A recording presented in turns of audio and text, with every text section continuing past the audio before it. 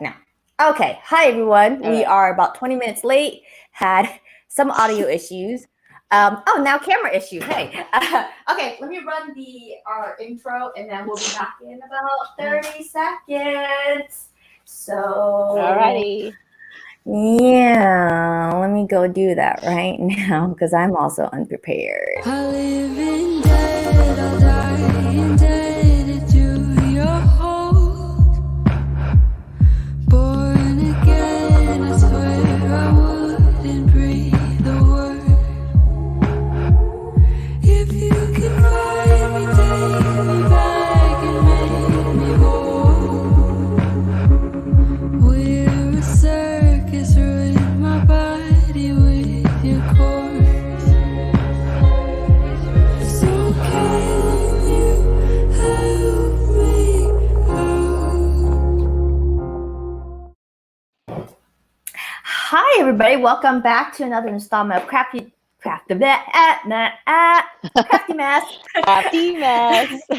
CrafteaMess. We need a jingle. we do need a jingle. Which installment is this? 14, 15, How's everyone 16? doing? This is 15. This is 15. Yes. Okay. We always say, which one is this? I know it's probably really annoying when you're listening to it on like podcast version, which we are now on Spotify, Apple. So you can find us there if you want to see us do the crafts. Can I show you guys what my craft is? Can I? Yes. So this is, remember the skirt? Okay. Like I am doing the ruffles now, the ruffle detail, and literally this ruffle detail is taking up a whole roll. But it's coming together. I still have like 6 more rows to do. But isn't it cute? It is really cute. It kind of looks like a rose. Yeah. Yeah, you know, like upside down. Yeah, I have to knit it like downward so that the ruffles lay down. Yeah. But yeah, it's looking mighty fine, and I really can't wait until this is done, and then I get to work on a matching top. Is the matching top going to be like full sleeves and everything too, or are you gonna just do kind of like it's gonna have like a two top? It's gonna be no, it's gonna be like off the shoulder with ruffles. Oh, cute. Yeah. Now you know why you knit. So if everything. Oh, sorry. There's kind of a lag, so I'm always like over talking you now. So I'm trying to like time it so I don't do that. I know we have to work with so many technologies. Yeah. No, technical difficulties. Now you know why like knitwear is so expensive because it takes forever to do. Okay, well, how many knitwear do you get? It's not. See, most of the knitwears are not crochet material, right? So it's like, how do they do it? I mean, like when you're talking about sweaters and stuff, it's not crochet, it's knitting. But I mean, machinery would do that, but it's still expensive because it's so like using so much yarn, right? Oh, yeah. Most definitely. Yeah. Okay, so that's what Mel is working on, and she apparently is very proud. I am going to try something different today. I'm gonna sketch like a little doodle on my traveling flower press that I started making last week, and then I'm gonna try to see if I can burn the image onto it. So I found this pen. It's called Scorch Pen. Yeah, and it's like a chemical. Oh, I've heard of those. Right? Yeah, and you just draw it on, and then you use like a heat gun, or like you can stick it in the oven, or like I don't think a hair dryer would work. Yeah. But and then it just burns the image on instead of like having to use the wood image burning thing, whatever you call it. So I figured I'm gonna try this out. Yeah. And see if it works, because I decided to make like a traveling like flower press. And have so many extra materials over. So I'm like, okay, if I'm gonna have like an extra 10 of them, I'm probably just gonna sell them once I'm done because I don't like materials sitting around. So I'm probably gonna be working on this for a while. So that is my craft today.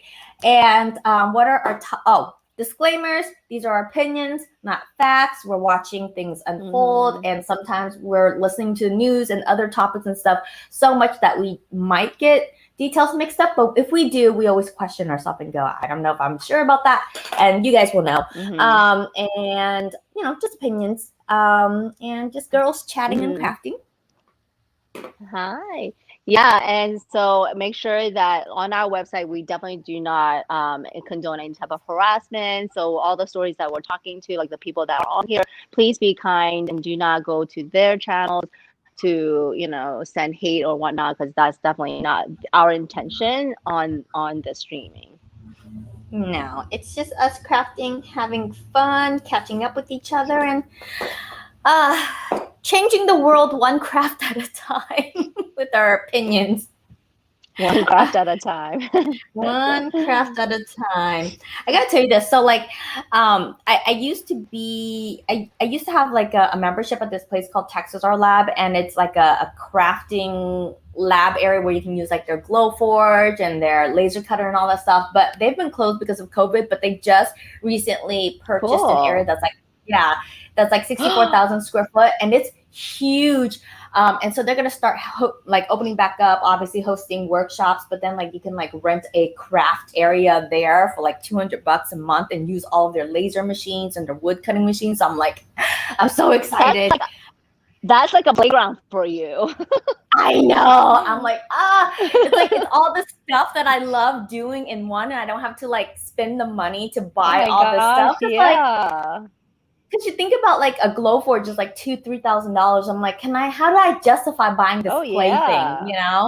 So I'm so excited. But that's side topic there. But what are we talking about today? We are talking about the Dr. Phil Bhad Bhabie situation, and then we're going to talk about the Duggars. I guess which one do you want to start with first, Duggars or Dr. Phil? Well, let's do the Bhad Bhabie, because we've kind of postponed that for quite a few weeks, and it's sort of like, I don't know, it might be old news right now, but we'll talk about it. It's one of those old news, but I feel like if there isn't anyone kind of bringing it up again, it becomes one of those whatchamacallit, those movements that gets really popular at the beginning and then it fizzled out and no one remembers it. Which is sad, Very right? true. That's what happens with movements, because people have lives. So for us to talk about it, even though it's because we've been talking about other things we kind of forgot, we're still making a statement by saying, look, it's still a thing that's happening, even though it's not in mainstream media as much. But so you kind of know the gist of the story, Mel, or because this is a couple weeks ago. I did see a video that was a few weeks ago, so I may have to get brushed up upon, but definitely this, I don't know, how is she popular? How is she known? I forget, Bhad Bhabie, right? Why was her name popular before this? So before she became Bhad Bhabie, she was Danielle Bregoli, and she went on Dr. Phil as a problematic child. She was 13 at the time. Her mom was just she's so bad. She doesn't follow the rules. She doesn't listen to me. She goes out late. And Dr. Phil was kind of the mediator of that kind of stuff. And he's just had her on set, and her catch line was, "Catch me outside. How about that?" And that's how. And then she became just a famous meme from that, right? And okay. Yeah, and so she became a meme, and obviously, she was smart enough to monetize that whole situation, and she kind of have a stage name called Bhad Bhabie, where she makes, rap music and stuff, and not necessarily my cup of tea as far as music goes, but there's good rap music, don't get me wrong, but her specific rap music is not my cup of tea. But so that's why she's well known there. And every single time when Dr. Phil would go on a show or something, people would ask how's that girl, the Catch Me Outside girl, because that's how people know her. And he pretty much got a big leg up, I think, in internet culture, because before that he was still mainstream media, like TV, traditional media, but it because of her and she becoming such a big meme that like he started to really get into the internet world a little bit more. So I feel like he definitely made a buck off of her. So while she was on the show, you know, his recommendation was, you know, I didn't watch that particular episode because I don't watch Dr. Phil, but his recommendation was for her to go to a boot camp or like what's it called, problematic teen camp, and there's like a specific word for it. And so she ended up going there. What's the name of the camp? Correctional, wasn't it like a correctional? No, I don't remember. But isn't it something like a juvenile correction camp kind of thing? Like, yeah. Oh gosh, what's the name of it? Because it's in Utah, right? Like somewhere like Midwest. Yeah, a majority of those camps are in Utah, and so Utah is one of those states where there's a big Elle. Now I wonder though why those camps are in Utah or like Midwest areas. It's because like it's so vast that you can't run anywhere. It's like you can't catch a bus to go somewhere back. You can like run away. So there's a big reason why it's like out there. Yeah, and also Utah, there are laws about those like there are certain states that don't allow having, like it's not legal to operate those kinds of businesses, correctional camps for juveniles. And Utah allows it. And I think this is just assumption on my part here, but Utah has a big LDS community, like Mormons and such. So I'm wondering, not Mormons, but I'm wondering if like that has something to do with it. So there, and a lot of those families, when they have a child who do not follow the rules of the community, whatever, they do send their kids off into the wilderness to connect with nature and to like learn about their behaviors and stuff. And that's the point of that kind of camps. But then it kind of like, you know, when you add money to things, it kind of like things shifts a little bit, I feel like. So she was sent to one of those camps, and I guess Dr. Phil's son has some financial connection to to the camp, right? Like he owns parts of it or something. Yep. Okay. Yeah, he's part owner, I believe. Oh, okay. So the story is that, you know, she's claiming that when she was there, you know, she was, by the way, trigger warning here, we're going to talk about child abuse. And so again, protect your emotion and your boundaries and your mental health.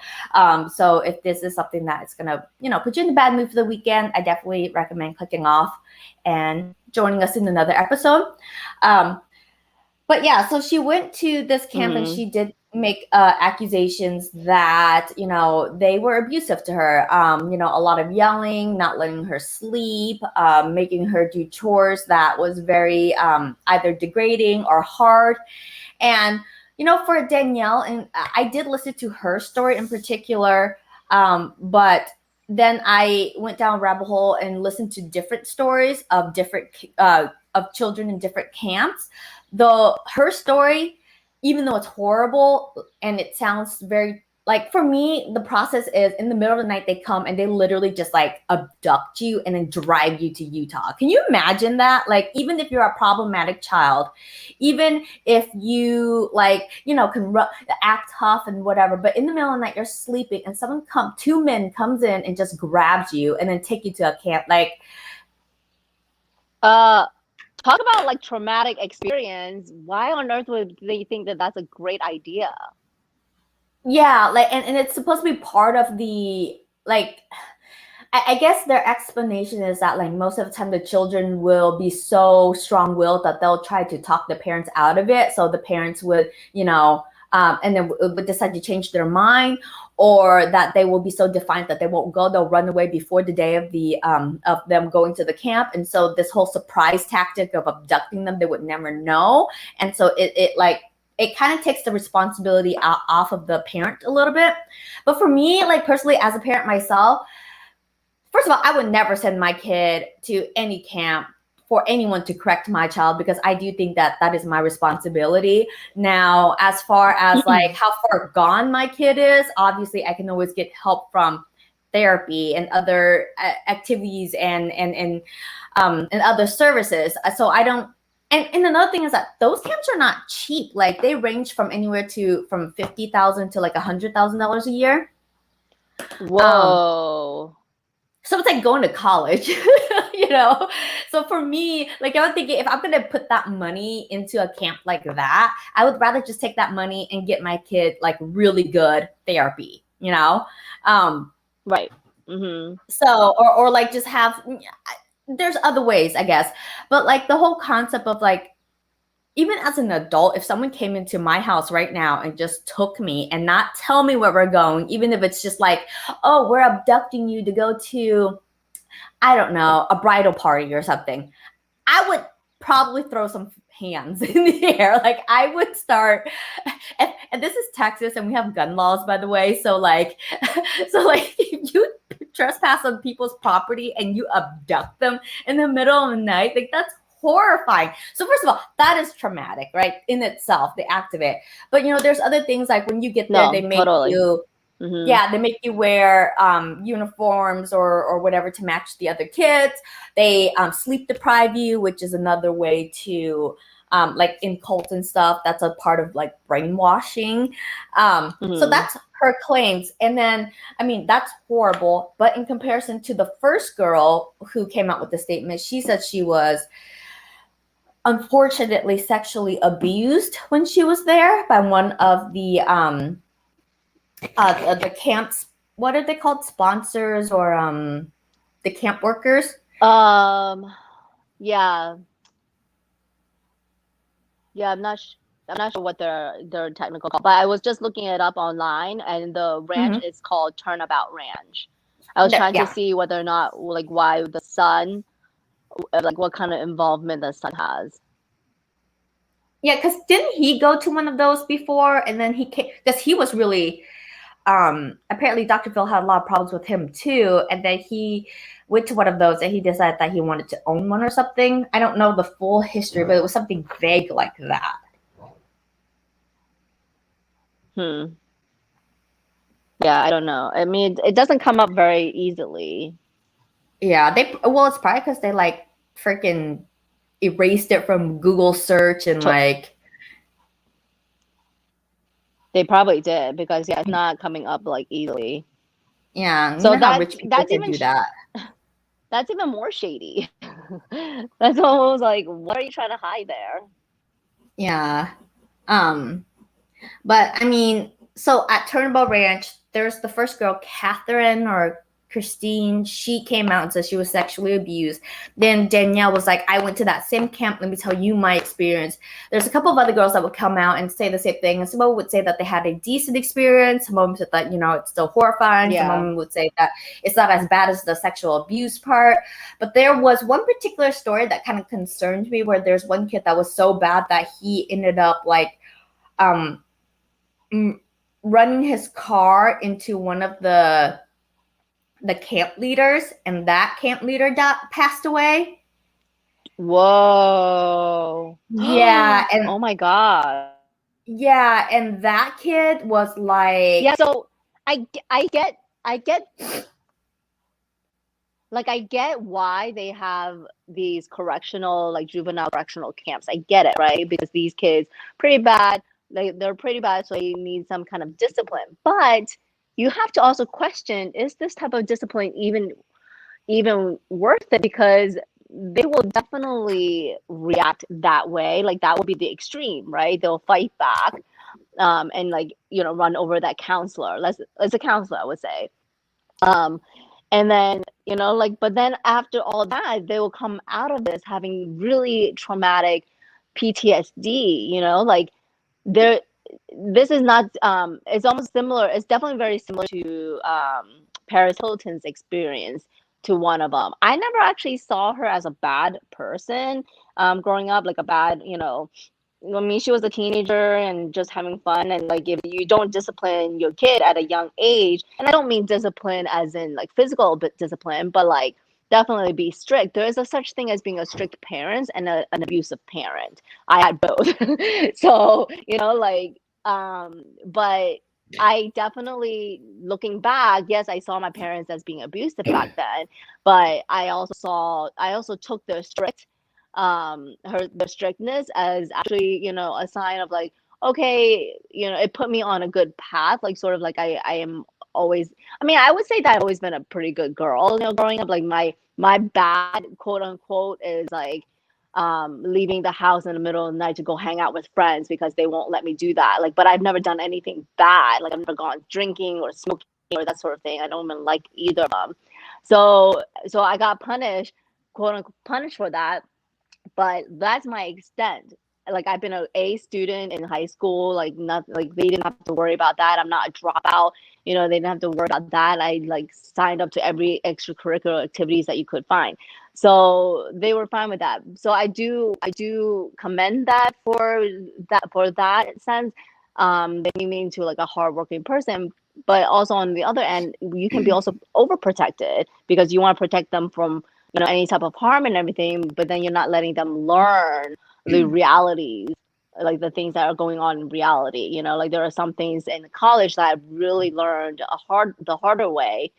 I don't know. I feel like I could see the good and bad in things, but definitely these type of like after Turnabout Ranch, what they're doing, like it is crossing the line of abuse, and that's definitely not okay. You can do a strict regimen like what the army military does, but I would say not to pass to the point of like abuse. Hey, Katrina. Katrina is in the house. I guess, I mean, basically Mel was just saying, she pretty much said everything that I was thinking too, that parenting is a spectrum, right? And obviously parents are different and kids are different too. So you're always going to have a spectrum of parenting. And I think what we're trying to lean more towards is like emotional well-being as far as being a parent goes. And I think we're also getting away from this concept of like, as a parent, you need to respect me as an adult, even if I'm wrong. And I think we're finally starting to like get away from, separate ourselves from that. And this concept that like our child is an extension of us, which is not true. They're their own personality. So basically Mel is just saying that like on the spectrum of parenthood, you have the helicopter parent, the people that's just like, I gotta be over her all the time to make sure she isn't like, I don't know, sneezes in the wrong direction. Then you have the authoritarian parent where it's like, I'm gonna hover over you, but the moment you make a mistake, I'm gonna make you go out and pick the branch that's the size of your thumb or whatever. And then you have the middle parent, and we all land somewhere in the middle, right? And you've heard of helicopter parents, right? That's the hovering tactic. And it's like, you don't want your kids to be always constantly be like watched over. It's just like, it doesn't really, it like hinders their growth, like, or their development in a sense. And it's almost like they'll always feel as if they need someone to always be there to help them through each step of the way. Like, that's just not, I don't think that's very like conducive to their learning. I mean, at the end of the day, kids are going to push boundaries. Even adults, like we push boundaries because first of all, rules and boundaries are arbitrary. It's created by our society to keep things functioning, right? But there are certain rules that are there that doesn't make sense. Like there are certain laws that are just like, okay, I think in Nebraska there's a law where like if there is a carriage that is crossing the street, then everyone in traffic have to like wait for them. But it's like we haven't seen a carriage in almost 100 years, so like can we remove that law or something? So I understand the whole concept of like pushing boundaries because that's how you learn. You learn from like making mistakes. But I also understand that like as a parent, you set the boundary, you explain what the boundary is, and then you tell them the consequences of the boundary, right? And then you also instill enough trust and love that if you were in a situation to be at that boundary and you want to overstep it and you see that you make a mistake, you can still call me. I will come and pick you up, and then we will have a discussion later. But I don't want you to feel like you are too afraid of the discipline and the consequences that you can't call me, that you hide it. Because so Mel is a good kid, but for me, I'm kind of like the opposite. I was always seen as a good kid in the image, in the eyes of like all the adults and stuff, but it was because I was better at hiding all the bad stuff that I did. Like I used to steal. And obviously I skipped school a lot. I hung out with kids that like drank and smoked. I didn't do those things myself, but I was around those people, but no one knew because I hid it very well, right? And that's the problem with parenting, is that if you over helicopter and stuff, I mean, we both turned out fine, by the way. Was this one, I don't know if you heard of this. Yeah, right. I don't know if you heard of this, but I forget if it was you that we talked to or that was like someone else. But I heard that there was this one mom or parent just said to her daughter, said like, no matter where you are, if you need to give me a call, no matter what time, do it. Like I'm not gonna ask you any questions. I'm gonna just come and pick you up, because all she wants to know is that her daughter is safe, right? And so so there was she remembered it to this day. She at one point did, I must have heard this on TikTok, but she at one point did use that, called her mom came and picked her up, didn't ask any questions, dropped and then brought her home. I think when the time came that the daughter was okay to talk about it, then she did open up to her mom to let her know like what was happening and things like that. But that creates a very safe environment for your teen to come and talk to you, so that it's like it's better than hiding it, like KL. Like it's better than hiding things.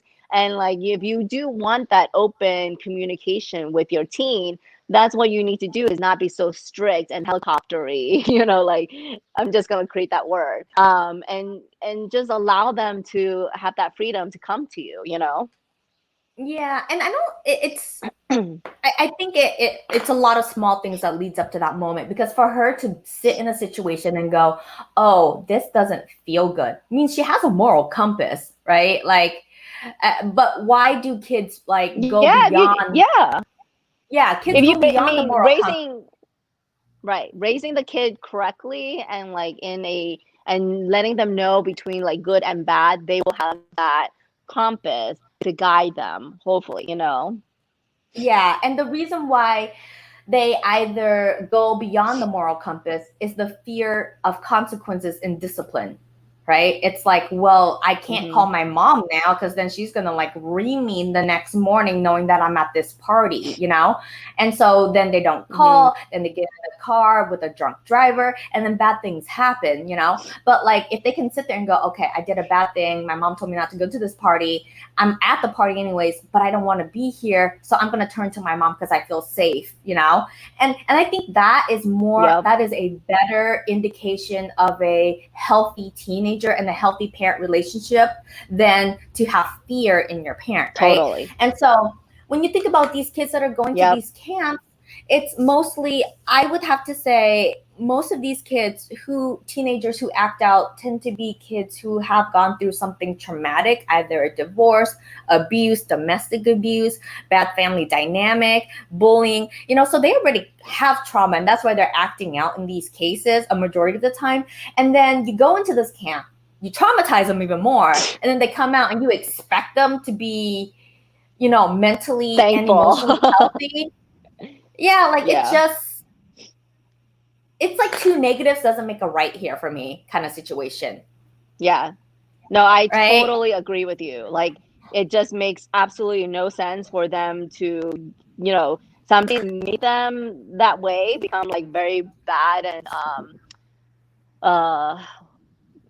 rebellious, and yet taking them out of their comfort home into another abusive situation doesn't make them any better. Like it doesn't. It just creates more trauma. I mean, and here's the thing is that like, I don't like to say that, oh, your kids is a reflection of you, like you being a bad parent or whatever, because sometimes that's unfair to the parent as well. But, when it comes to like trauma and abuse, it is generationally systemic. Like you see it in generations, like, for example, like I love my mom, don't get me wrong, we have a really great relationship. There are issues as far as how she raised me, and then and like, for example, like she relied on me a lot as a kid, which I don't think is fair as a child, but that's like an immigration thing as well, not being able to speak English. But she relied on me a lot, not just for the logistical stuff, but also for a lot of the emotional stuff too, which as a kid, you shouldn't have to take on that burden now that I am raising my own child. But then I look back at my grandma, who I also really love, by the way. Like she's made of brick and brimstone. I think she's strong and like, like the kind of woman where you're like, she walks into the room, everyone sits down and they listen to her kind of a person. But at the same time, I can't help but think how, because, back like, 3 generations ago, like hitting your kid was kind of a thing, and they did it hard too. And I remember when I was 9, when I first met her, like she was so sweet to me because I was the grandkid. Like it's a different dynamic, right? And she spoiled me and loved me and stuff. But I remember her walking down our little village and people would say, oh, the butcher's coming. And it's like, to have a nickname as the butcher says a lot about her, how authoritative she is, right? But and I laugh at it now because it's like, she ruled that town with a butcher fist. Well, and she used to like walk down like the village with like a butcher knife as well, and like it was, she's a lot. But and I know it's like it's funny to laugh at it because it is still kind of silly and it is like a running joke in our family and stuff. But she was very strict. It was just that part of that generation where you raise your kid with like a whip or a stick or a cable or whatever. Some people do take it. Corporal punishment as far as like raising children like is a no-go for me. I don't think it personally. I don't think it works. Obviously, there's going to be different varying degrees in what people think about it, but it is generational, and you do see it. And so, like when you look at Danielle and you look at her mom, you can tell that her mom must have gone through something too. So when she was dealing with the divorce of her dad with Danielle, like I'm pretty sure like that wasn't healthy. And then I wonder what that family was like before that. So again, like, you have a traumatic kid who acts out, but then you have a parent who also went through their own trauma and don't know how to help or fix or correct the child. So you reach out to outside sources that says, I know you're desperate, but if you give me some money, I will fix your kid for you. But that's not always the case. Then you see Paris Hilton, who went to Parvo, which, I think is also in Utah. Paris, again, was your typical teenager, wore short skirts, wanted to go out, wanted to hang out with older boys. Like that's, part of teenagehood. But like her parents, because they are part of the Hilton family, it made them look really bad and they did not want that. And so in their head, they're going out partying is like really bad. Like parenting, we all have like this scale of what is bad. Like for me, I guess like for me to see what is a really bad child would be to see Grudy, I don't know, literally go outside with a knife and like stab a squirrel. Like that would be so horrifying for me. Oh. And I know that's graphic, but to me that's what bad would be. But to some parents, bad would be, having a sip of beer just to see what it tastes like. So for Paris, family, when we talked, when we talked about the during our true crime sessions, and we talked about the triad factor, or what was it called? The McDonald triad. The McDonald triad. It actually came into my mind. What would actually happen if you notice that these traits in your child? Like, what would you do? Oh no, we are going to therapy. Freak out. We are going to therapy. Yeah. I honestly, so have you watched Mindhunter? Not Mindhunter, but Criminal no, Minds. but I have. Criminal Minds. I think that's the one. Is it on Netflix? Because I don't think I saw that one. It's either Netflix or Hulu. But there was an episode of this one kid. I'll look for it, but yeah. Yeah, there's a particular episode of this kid, and he went into the FBI office, and he was saying like, I have these thoughts about killing someone, and I'm terrified of these thoughts. And you know, he's like crying and he's upset and he's just like, and I really want to do it, and I don't know. And then like, you know, they do they kind of do like the assessment of him, and they're like, yeah, this kid is kind of like a psychopath, and the only option is to lock him away before he does hurt someone, or wait for him to do something to himself so that he doesn't hurt someone. But like, it was so hard to watch. Yeah, Tiffany is like, oh, I've seen that episode. It's a good one. He was like 14. How old was that? Oh no. Yeah, so he was 14, and he like came in, he was just in like you can tell he was like terrified of himself even. Like he's like, you need to do something to me because I might hurt someone. Like, but like that in itself shows empathy, right? It's like, I know that I have this urge to do something, and I don't want to hurt someone, so please put me away kind of situation.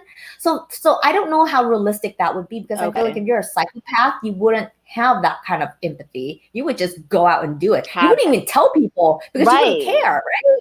So, but like... Right. Yeah, because a true psychopath has no empathy. So, yeah, so for him to come up to that, that's not realistic. Yeah, and then so then now I'm thinking back to the question about my kid. Like, if I start seeing those traits, like obviously, ding ding ding, red flags like are gonna go off. And then I mean, I think the three thing is bedwetting, setting off, bedwetting, animal abuse, and then fire, right? Okay. Yeah. Really likes to and then play you with talked fire about now you talked about the quad. Yeah, the potential quad, which is like something that is not actually part of it now that I looked it up. But it's like a potential if they have head trauma, you know. But that's that's, you know. But the three main things to look for is the McDonald thing. So like, you know, Grudy likes fire because, you know, birthday cakes and candles, and she associated to like having a birthday cake. And then obviously not animal abuse, but then like bedwetting, then it's like, you know, we're going through like potty training and stuff. That's so common. It's two, right? Yeah, it's two out of the three. The moment she starts hurting an animal, then it's like and it's not like accidental hurting, like, you know, when you like try to grab your cat or something and they run off or whatever, like those are accidental. But like when you see it in their eyes when they have enjoyment of actually like hurting an animal, then I honestly like at that point it's like that's a personality disorder, and you can't technically treat that from all the podcasts that I've listened to when they talk about like psychopaths. Like you can't treat that with the pill. It's a personality, you know. You can't therapy it away. You can maybe you know tell them that this is wrong, and hope that it sticks. And then you try to tell them that like if you do this, you're gonna go to jail. And you know, because like being a psychopath, like, it's very self-serving. They wouldn't want to go to jail because you know, it's not serving to them. So like I guess try to do that, but other than that, like it's more of like wait and see kind of situation, which is really scary to think about, right? So with that baby, you know, the camp that she was in, and that one kid that kind of like ran over one of the counselors, I think he like assaulted someone else as well. And like Danielle was saying that like we were living with him, you know, and it's like some of us were terrified of him too. So it's like, not only are you a bad kid and you're traumatized, and you know, there's obviously a spectrum of bad. Like, you know, like Danielle obviously was a little bit up there, mid-range, I guess. Then you have kids who are like really, really up there who probably are way more abusive, and then you have like the lower range kids who like probably got caught smoking pot. Can you imagine getting caught smoking pot, and then going to a camp, getting abducted, going to a camp, being sleep deprived, and then knowing that the other kids that were there was like probably beating up kids, stabbing kids, breaking and entering, like way more terrible than you, and knowing that you're living with them. Like I would be afraid too, knowing that my quote unquote peers could potentially hurt me as well. And that in itself is traumatic, right? I know it is. I don't know why they think that that's a good idea to put them in these camps. I actually want to know if there were any of the teens.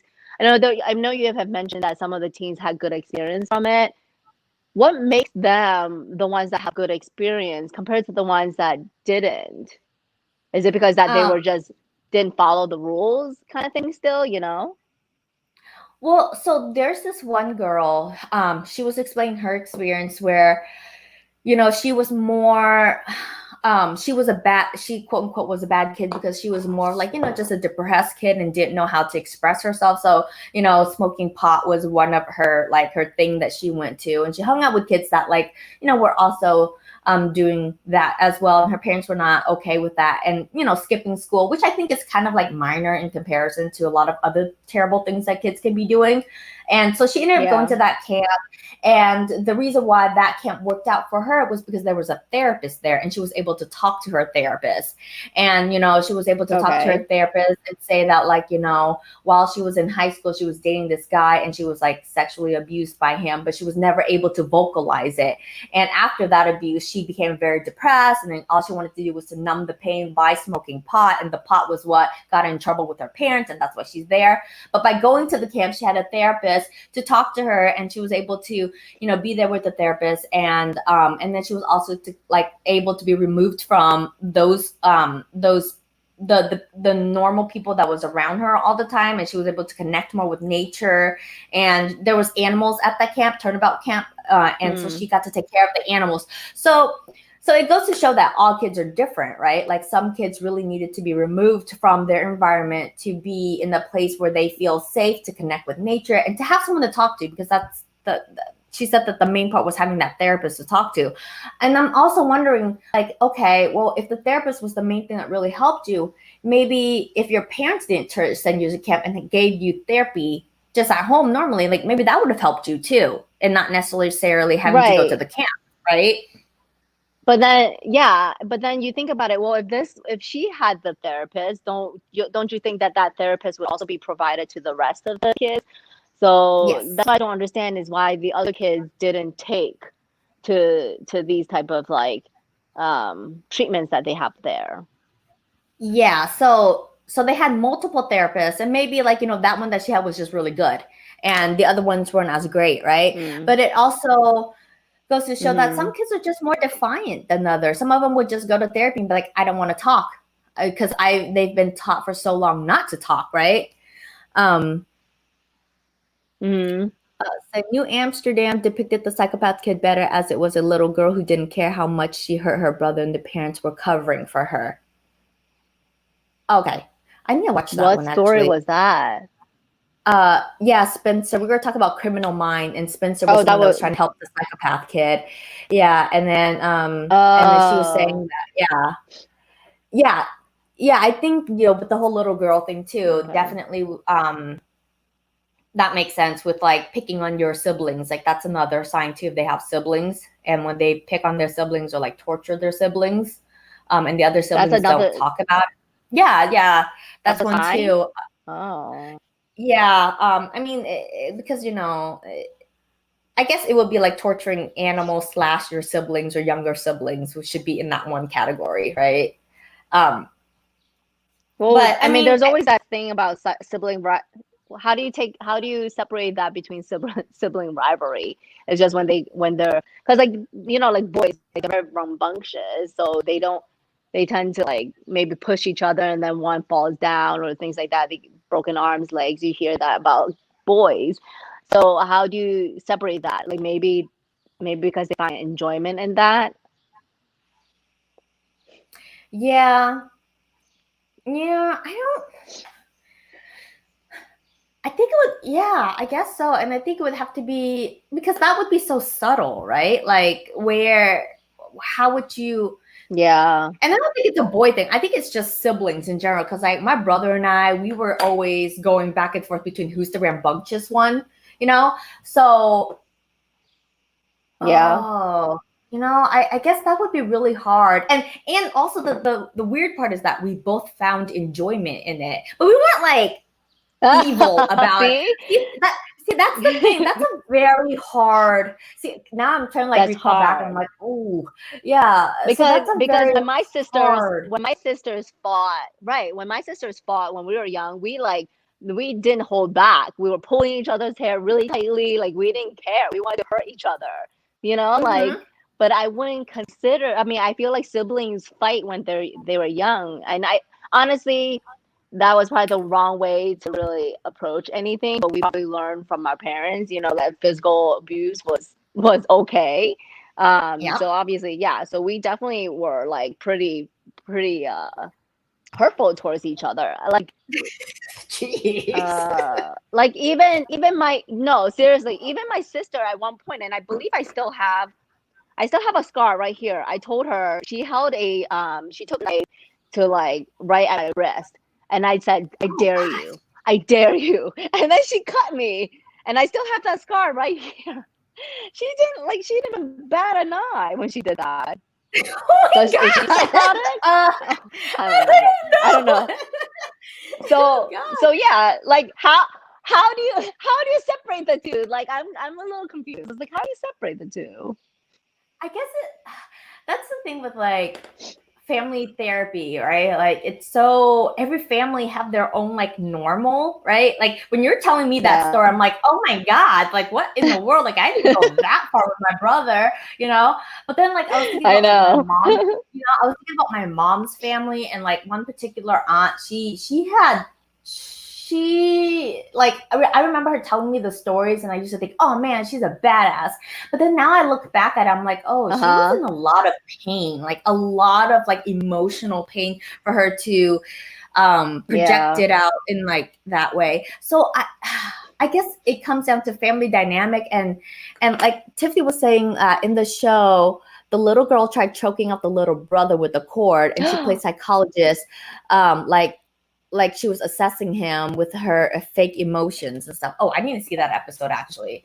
And we're Oh, reading that and we're that's just like, creepy. but yeah, we're reading that and we're just like, oh gosh, that's Oh my horrifying, right? But then like, god. yeah, but then like, I guess it's just how things are, like how stories are told. Like you're telling me the story with your sister with like a smile on your, like a smile on. You're just like, oh yeah, that's just our family. I'm like, oh gosh, and then like I can say, what did I do with my brother? I mean, I used to like leave him. I used to because we used to live in a farm, and I used to like leave him out in the middle of like the forest and stuff, and like just abandon him completely, and then come back like 20, 30 minutes later and be like, "You need me," like that's so like that is sociopathic. That is very manipulative, Elle. Oh, totally. But that's like a 4.5-year-old mind, which scares me because Grudy is 3 and she's turning 4 soon. And 4 is when I kind of like recall a lot of my memories. And I'm like, oh, Grudy is turning 4 soon. And so I'm like, the evil side is going to start like coming out. But then it's just, things like that. And then maybe it's a family dynamic thing. And I don't know. It's that, you're right. That's hard. Know. That's hard This is to think it's about. really tough.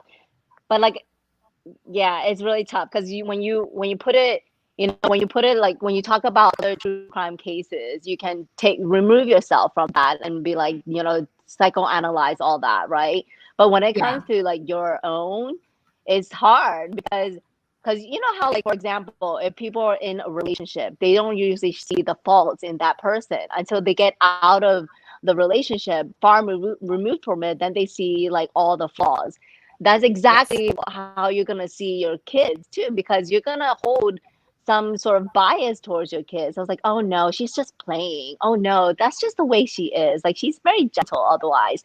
Like, you know what I mean? So that's really hard. You have to really be very like, what's the word? Just like like not no emotions. Like how a lawyer just like unbiased towards all of it.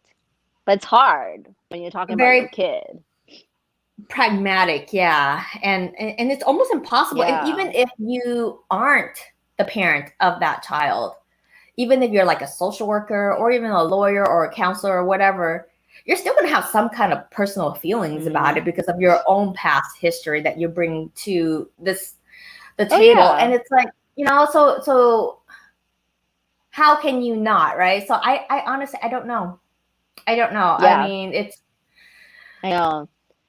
That's a tough one. Yeah, it's definitely tough. I know that. We're like at 50 minutes. Should we talk about the Duggars case? No, it's so long too. We can go on and on. Yeah, it's so long. We should probably just save that for later because because I don't want to like wrap that up in like 10 minutes. Yeah, it's long too, and I'm pretty sure you and I have a lot to say about that one too. Since we have so much to say about James Charles, this one's pretty bad too. I mean, actually, like evil bad, by the way, like Epstein bad. So yeah, I heard a little bit about it from another podcast, and I was just like, what? Horrifying. Yeah. It's the kind of stuff that shows are made off of, like you think that kind of stuff doesn't exist, but it does, and it so. But yeah, I mean, I guess like every single time we always say, love your kids, take care of them, take care of each other, listen like to your friends and family, and be like, just if they're having a crappy moment, just listen kind of situation. And I don't know, the whole camp thing, like I feel like that whole industry needs to be restructured, or I mean, I can't tell them to be like shut all the camps down, right? Because obviously that's not an easy thing to do, but it needs some, first of all, restructuring, and then it also needs some kind of regulation, because I feel like there's no regulations. Right, like that's one thing, and also like, if one therapist is not good, you obviously could tell whether or not a therapist is good, right? And there should be like a wide range of them, and like for the kids to have like, but I do believe that, having a good therapist will benefit these kids, and then also have like these other activities that are not abusive, like taking care of animals or taking care of a garden, that sort of thing. Like put them to work where they're doing something for like better for I don't know, to like help sustain something that's like not destructive. Yeah, and it's just so important. I think like for me, I went through this weird breakthrough last year with my therapy, where like I didn't know who I was for the longest time, especially like the moment I became a mom, and I was just like, who am I? Like I feel like I've always been a chameleon, just fitting into all these roles, and I do it very well because I'm a people pleaser. And then I was telling my therapist, I was just like, I don't know who I am, and that's like the biggest struggle I have in life, because I so want to be liked that I would morph myself into whatever, and then I become unhappy when I'm in that position, right? And so then being a mom is like another one of that, like that journey you're on. And so I went through this, like, it's not an epiphany, because you still kind of go on the journey for the rest of your life, but this concept, and I know it's so novel, of thinking that just stop caring what others think of you, including like your parents, including the people that you want to make proud. Because at the end of the day, if they truly love you, they will be proud as long as you try. Yes. Right?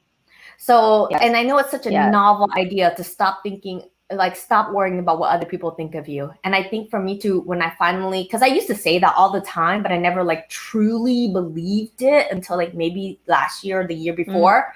That's when I was just like, oh, I'm so free from so many things, And with kids, teenagers, if you put yourself back in that 13, 14, 15, you're constantly worrying about what people think of you. You worry about what your friends think of you, if you're cool or not. You worry what your parents think of you, if you are, making them proud. Then you worry about what you think of yourself, because it's like, well, when I go to college, what I'm going to do, where I'm going to go. And then you think about your potential partner for life, like what like what you want them to see in you as far as picking them as a romantic partner. So at that, here's another thing I have. 18 years is not an adult make, by the way. Like that number, I remember when I turned 18, I still felt like a 13-year-old. Yeah, who picked that date, like that age, like 18 is an adult. Like, what is that? Like, is it like a money You go off thing? to college then, that's probably why. Okay, but that's not I don't know, because I honestly don't But you get to be on your insurance till you're 24. Yeah, you get to be on your insurance policy until 25. No, I thought. Oh yeah. No, wasn't it 25? But then they also increased it. Didn't they increase it to like 28 now? Oh, okay. Well, even if you started, hold on, wait, I gotta show you this one, Mel. This comment for Katrina. Even if you started in OnlyFans, I would still hang out with you. You better get your money. I might even throw a few dollars at you. Gotta hustle. You gotta hustle. Get that money. Any way you can, get it. Yeah, like 18, you have to feel like an adult. And I don't think I was too. Like, are you able to make your own decisions? No. I don't know. I say maybe like 20, 20, or actually maybe like the age of drinking, 21. That's when I really felt as if I was some sort of an adult. I mean, it's not like I drank all that much, or rent a car at 25. That's when the discounts are available to you. Okay, see, here's the question. So, like, you said that you felt like an adult at 21 because, you're able to drink even though you didn't drink. So my question is, did you feel like you're an adult at 21 because the rule says you are allowed to drink, or did you innerly actually felt like an adult? Does that make sense? No, I don't think I felt like an adult until like mid-20s. Really, when I was able to rent a car without having to like deal with other things. Yeah, no. Yeah, like for honestly, me, my inner, it's hard because women are Mm-hmm. Well, I guess like for me, it's like my inner adulthood would be, 25, 26 is when I felt like, okay, I kind of know what I want for myself in life, right? But then I think, maybe it wasn't until 28, 29 when I was like, I do know what I want in life. Now I'm willing to tell the world what I want in life and be okay with the backlash of that, And I think that's kind of like two different things, because there's like you knowing what you want and then you going. Go ahead. No, I was just thinking like, going through college, you wouldn't consider. I honestly don't think you should be considered as an adult. You are. It's sort of in a position like we were able to, at least for me, I believe I was able to work at age 16. So, but even then, like I had responsibilities, but still, it wasn't like anything concrete. I think it was really after I got a job that I felt like I was an adult. There are days when I still don't feel like an adult. Like I just threw a tantrum this morning because I had to wake up for this. It's like, what? I could have slept in. Wow, girl, thanks. I know. Still struggling with this adulthood thing. You know what? It's just, it doesn't exist. Being an adult doesn't exist. It just means you have responsibility. Adulting is hard. It's like ever changing, is like ever going. So no one ever said it was easy. So yeah, I think it's throughout. Yeah, it's probably like just an idea, right? Like I don't think it actually is a real thing, because if you think about it, the time you start to hit 60 and 70, you start to like, your memory isn't so good and you're kind of like, whatever, I just farted in the middle of the store. Then you regress. So then do we ever actually hit adulthood, or do we just like hit a peak of intellect and then just regress, right? I don't know. I think at one point you have to embrace it, KL. I think refuse you're just to be trying an to adult. deny. Like, You're a mom, so you have to be an adult, okay? You're gonna have to be the bigger person. You're the I refuse to grow up. just like Toys R Us, you gotta grow up. Katrina. Oh gosh. Actually, I do follow Katrina on Instagram. I gotta say, she's like the most like childish person ever. No, not childish, childlike. Childlike. Yeah, my bad. Childlike. Yeah. All right. I guess we hit the 1 hour mark, but yeah, I guess we should save the Duggar stuff for next week. Okay. Yeah, because I feel like it's a lot, and I still feel like they're still going through some of the legal process and like how he's living with another family or something, and there's going to be more stuff that unfolds from there. But yeah, the whole bad baby Paris Hilton stuff, I don't know. For me personally, I wouldn't send my kid to that kind of camp. Like even thinking about sending my child into the military, and that is like structured and like the whole world knows about, like even that feels hard for me, you know? So yeah, I don't know. But again, like if it's a choice she makes. Did you watch the Paris Hilton documentary? Because I haven't. How was it? It was pretty good. You know, you get to see a part of her life. You could also tell that, like, you know, when the camera's there, she does kind of like have a Paris Hilton. Yeah. And so they don't really talk about the Parvo stuff until the very end where they really saved it. Because I think it was something she still hold on to today. And, you know, like it's one of those things where you have to commit to watching the documentary. Otherwise you're going to be like, oh, it's just another, okay, you have some rich people problems, right? I wish they would have introduced the part. Is it on Netflix? I'll probably watch it. YouTube. It's on YouTube. Okay. Yeah, I hear my baby Bo crying, and it's like tugging at my heartstrings. It's almost like, how do people not have like the sympathy or empathy to, like, you know, to just like pour out your love for someone? You know, I don't know. Oh, poor Bo. I know Branch and Rocket does the same thing too. It's so pathetic. Like I look at them and I'm like, you're fine. No, he just wants attention. It's like, and I think it's because I've been his mom since he was a kitten, so he's like really attached to me. Like honestly, when Tony comes over, he's not usually on the bed, but when he's like not there, Bo is just on me all the time, like waking me up, walking all over me, like so affectionate. But it's not the same when there are other people around. So he's definitely grown like really attached to me. So yeah, it's like hard for me to see these people like give away animals or their pets, like who are family, like I feel like after so many months or years. And for the, you know, like, I mean, I heard when you were talking about what's that girl's name again? Forgot her name now. That she was on the news and everything. But yeah, it makes me it's just like I can't imagine someone being able to come to that decision easily.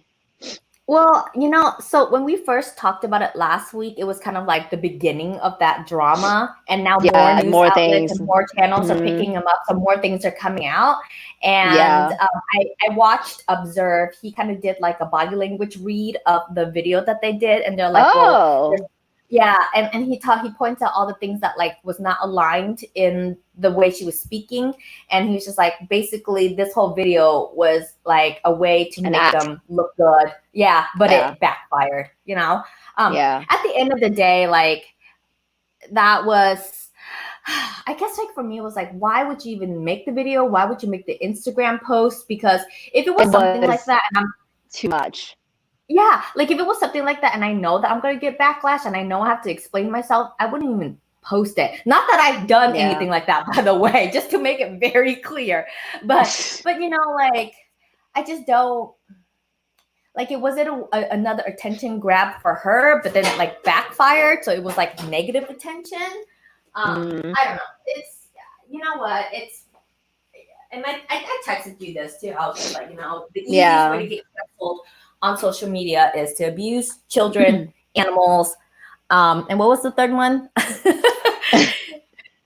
Oh, be a racist. Yeah, be a racist was the other one. Yeah. Yeah. So well, it brought, there was another I could follow other vegan channels. And there was this one, she is cheap lazy vegan, and she wrote she had like a post on it talking about her thoughts around it, and she obviously is a dog lover, and she like disagrees with all of that, but she did bring up a very good point, is that we are so outraged for Nikki to put down this dog that have been with them for like so many years, but why are we not as outraged for animals in this world that's being tortured before they're put to their death, you know?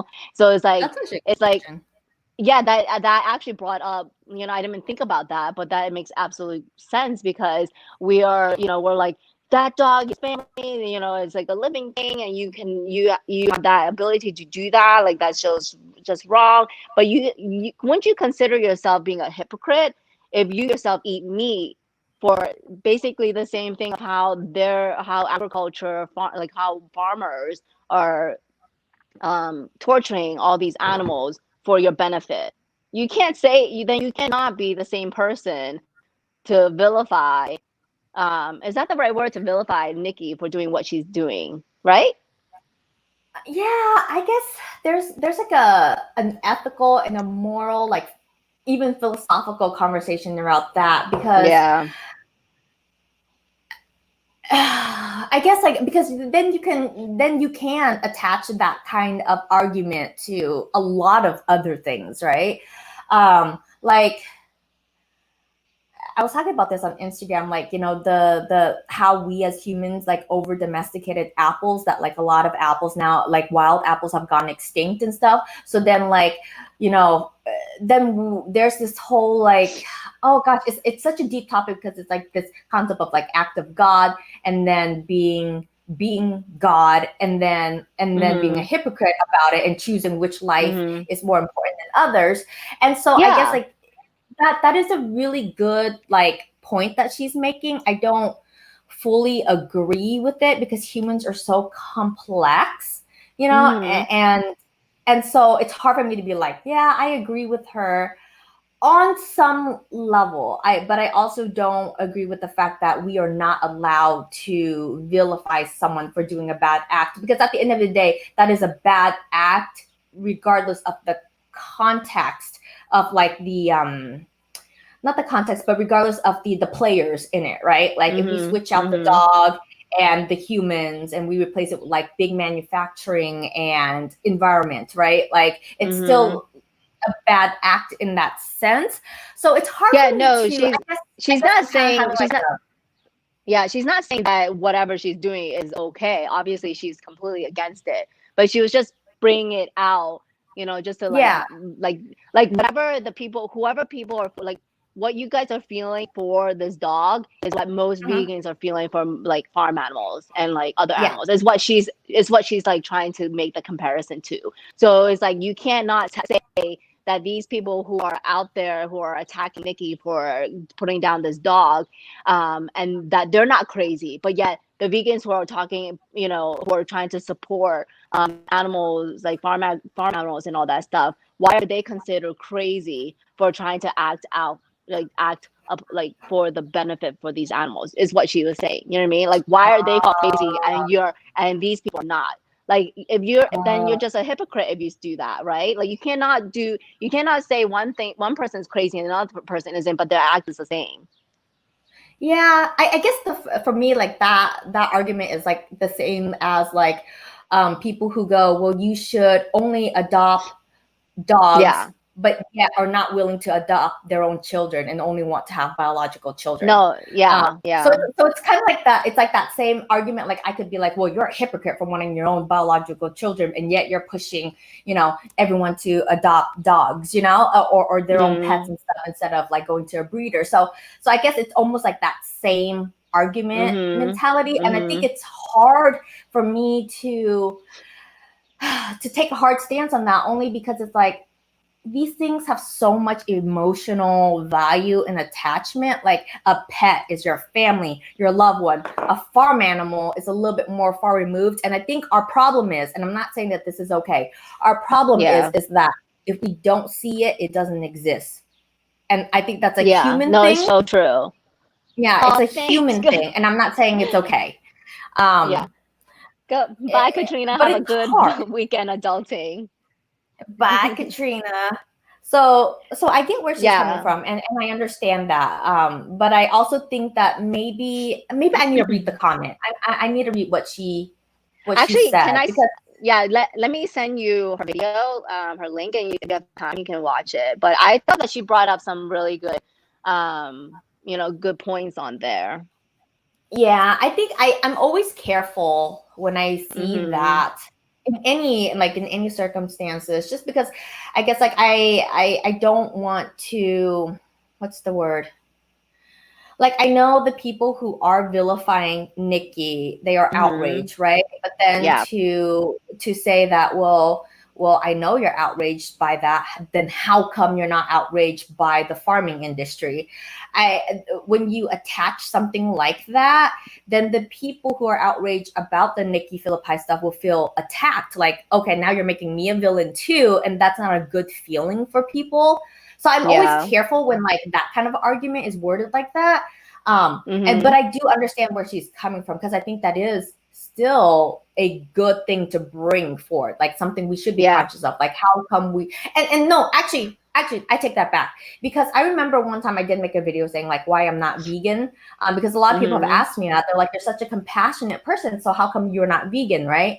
And someone actually in the comment asked me, they're like, well, you don't eat your rabbit gelato at the time, or you don't eat your dog and stuff. So it's like, then why can't you just not eat animals, right? And like, I never, and I still to this day don't have a good explanation as to why. Like, and I honestly think that there's still like a weird, what's the word? Like a weird human hierarchy that we're still dealing with. Like, we are humans. We have opposable thumbs. I don't know. No, it's because you're not exposed to it on a day-to-day basis. They say that if the farming agriculture, if it was all made with glass, you would stop eating meat right away. You would stop, because like it's not in front of you. You're not seeing, like, you see your animals, you see your pets day to day, so you have a strong attachment to them, but you're detached from animals that are not out there. And like, because I subscribe to her, and plus, like, I see a lot, how Facebook, like, whatever you're scrolling through, they show you stuff that they know that you like. For me, like, I've always liked or saved animal like photos or videos. And so there was like a Japanese girl, I don't know how she has this, but she has a pet pig. And like, the pig is huge. It's like a baby, like a baby pig, a micro pig. But this pig is so huge. And they say that pigs are much smarter than dogs. And it's like, this pig was so cute, and I will watch that, or I will watch this one like video of this calf that grew up with a dog, and then now that she's like huge, she like leans down when she plays with the dog. She leans on her two front like legs to get to the same level as the dog to play. Like, those things are so touching. But because I follow these, that they're showing me these things, that makes me, or more confirming to me, that all these animals are very, like, they're sentient beings. They have like, they definitely have like, feelings and things like that, or like, it just reconfirms all of that. So I think that it was nice to see that. I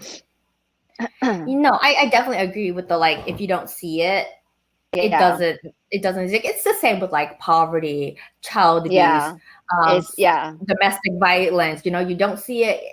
We know it exists there, but it's just because we're so far removed. And I think it is definitely a survival tactic for humans, because like, if we constantly see these things and we're constantly being triggered and anxious by them, then we won't actually be mentally well enough to do things.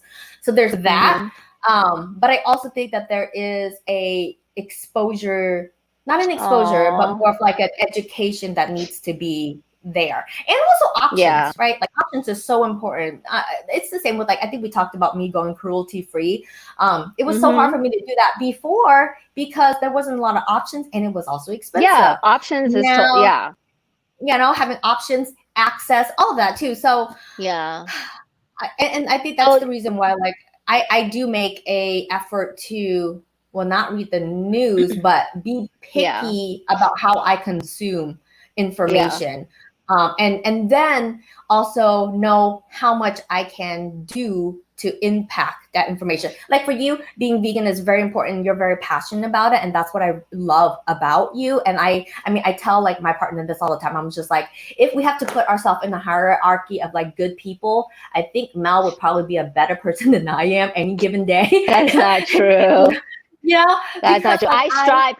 That's not true. I strive to be a good person. It's not like I'm human still, you know, I have my own faults and all that. So I am not 100% vegan. Let's put that out there. But I do try to make conscious choices that is beneficial, you know what I mean? Like just to help with the environment. And Cherry, I going to Jamaica, that's awesome that your grandparents were farmers. And I'm not talking about the small like mom and pop farmers. I'm talking about the huge like manufacturer, like a farming industry where they go like you could see like cows being lined up, you know, and like being attached to these milk making machines and like to the point where they're like, you know, they get infections. Like don't even get me started when I go even further detail because it can get pretty gruesome. Or like when, you know, chicken industries, they go and they completely take all these like male chicks out. No, like that's what I've seen that that's one. what I'm saying. If you actually learned where your food is coming from, you would probably try to make a more conscious effort in like not supporting these industries. And I've already said before, like if I knew that all these animals grow up in a like pasture raised and like not, you know, not being like tortured and all that stuff before they hit your dinner table, then that's different than like I'm talking about like the mass farming agriculture business. Like that's the one where I do not agree. Like why do they have to be tortured through their life before they get to the dinner table? Like that's to me is not, you know, not as, I don't know. It's really it just makes me really sad when I do see that. I mean, like I said, like, you know, that's where I would like rank you, right? As like, okay, fine, a hairline better than me if that's what we're gonna go with.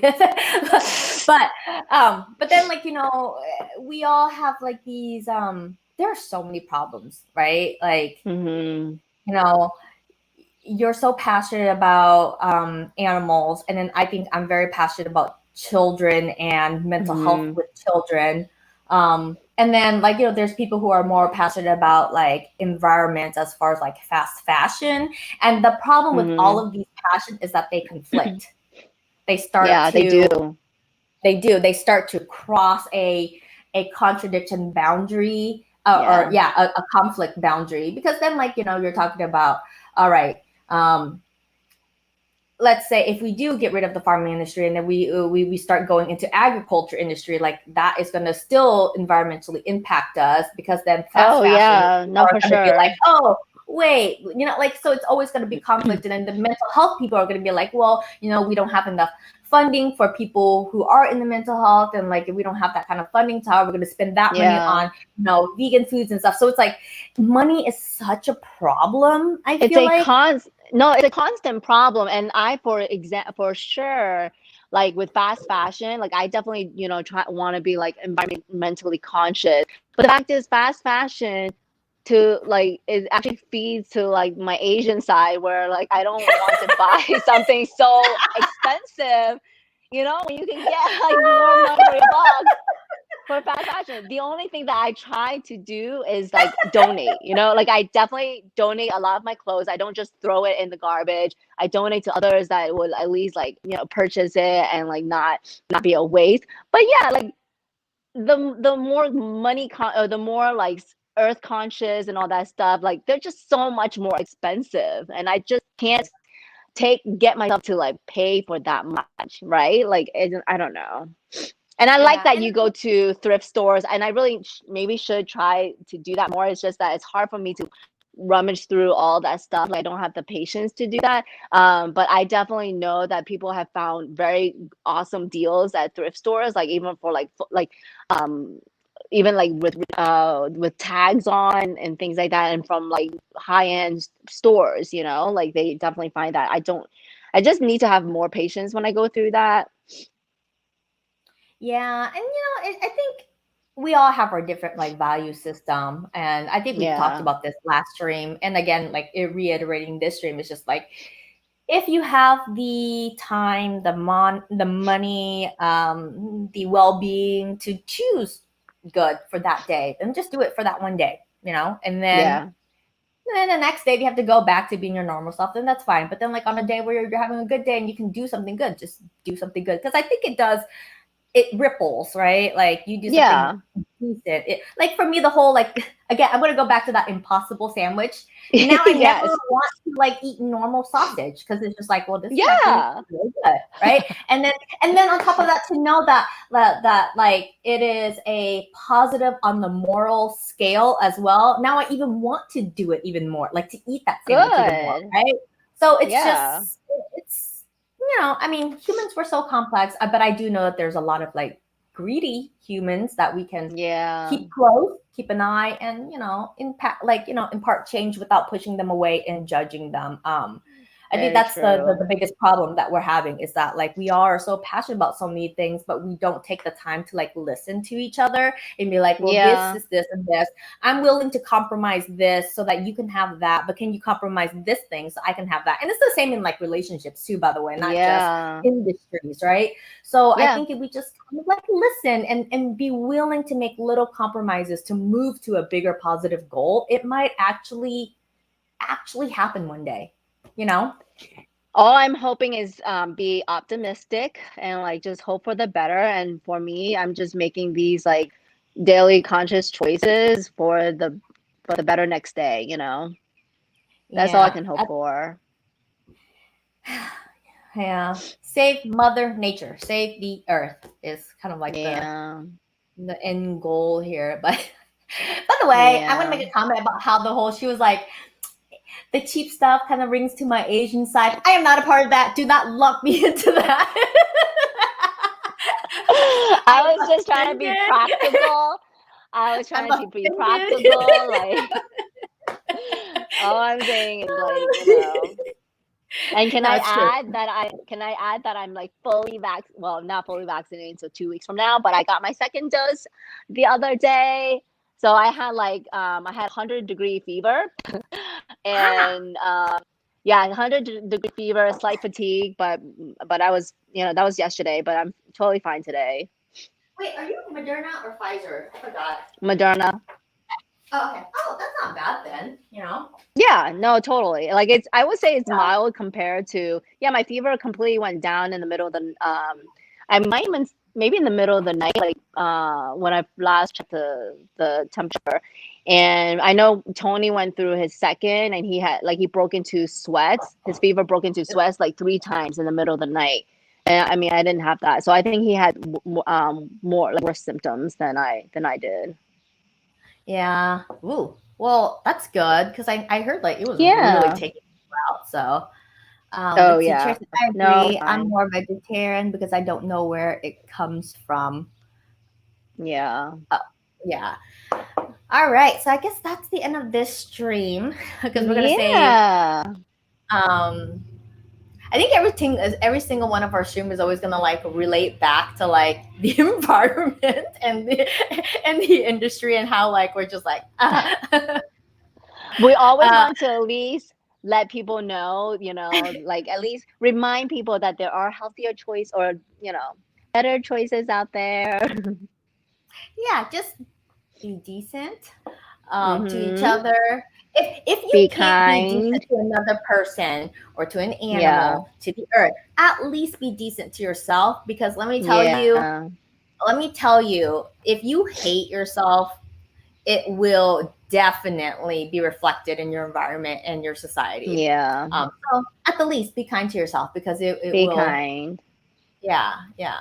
So, All guess right, that's it. guys. Follow us on our social media. Yay! We're on the podcast now. We will see you next week, and then in 2 weeks we have our Yes. mukbang. We have That's to gonna be figure fun. out what to do. Yeah. I kind of want to do like clowns for our mukbang, like all the serial killer clowns out there. What? That is gonna give me nightmares.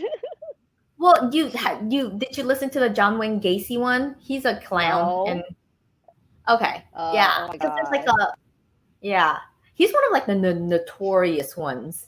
Um, so Okay. yeah, I was thinking of that, but then I was also thinking about like doing that, and then like all like the weird things that people make food out of.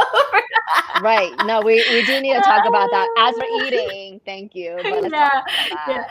I have a list of that I'm going to share with you. So we'll do that too. Okay. All right, guys. We'll send you right. off to a good weekend. Enjoy yourself. Have fun. Seize the day. Be kind. Bye. Bye. Bye.